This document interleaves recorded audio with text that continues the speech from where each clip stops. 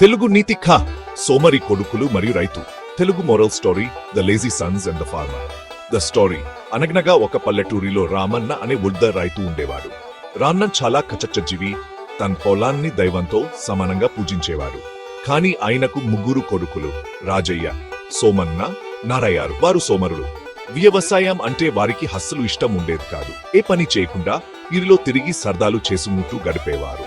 రామన్న వయసు పెరిగే కొద్దీ కొడుకుల భవిష్యత్తు గురించి ఆందోళన చెందాడు.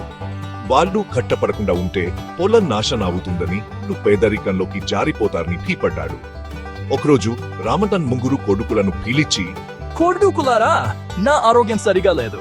నేను ఎక్కువ రోజులు బ్రతకను. అయితే మీకోసం నేను మన పొలంలో ఒక గొప్ప నీతిని దాచాను. అది ఎక్కడుందో కనుక్కుని తీసుకోండి. ఇకపై మీ జీవితాలు బాగుపడతాయి అని చెప్పాడు. నీతి మాట వినగానే ముగ్గురు కొడుకుల కళ్ళు మెరిచాయి. ఆ రోజు నుంచి వారు రోజు పొలానికి వెళ్లి నిధి కోసం పొలమంతా తవ్వడం మొదలు పెట్టారు. ఆ పొలమంతా గట్టిగా ఉండడం వల్ల వారు నిధి దొరుకుతుందని ఆశతో పొలంలో లోతుగా తవ్వారు. హనువరువు గాలించారు. కాని వారికి ఒక్క బంగారం నాణెం కూడా దొరకలేదు. ఒక వారం రోజగ్యాల తర్వాత నిధి దొరక వారు నిరాశగా తండ్రి వద్దకు వచ్చారు. నాన్న, మాకు ఎక్కడా నిధి దొరకలేదు, నువ్వు అబద్ధం చెప్పావు అని నిలదీశారు. రామ చిరునవ్వు నవ్వి, మీరు నిధిని వెతకడం పూర్తయిందా? అయితే ఇంకొక పని చేయండి. పొలం ఇప్పుడు సిద్ధంగా ఉంది, అందులో వరి విత్తనాలు వేయండి అని చెప్పారు.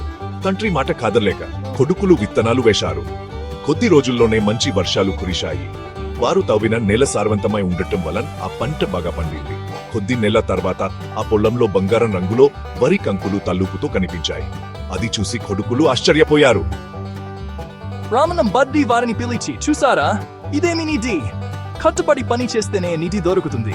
కుటుంబమే నిజమైన సంపద అని చెప్పారు.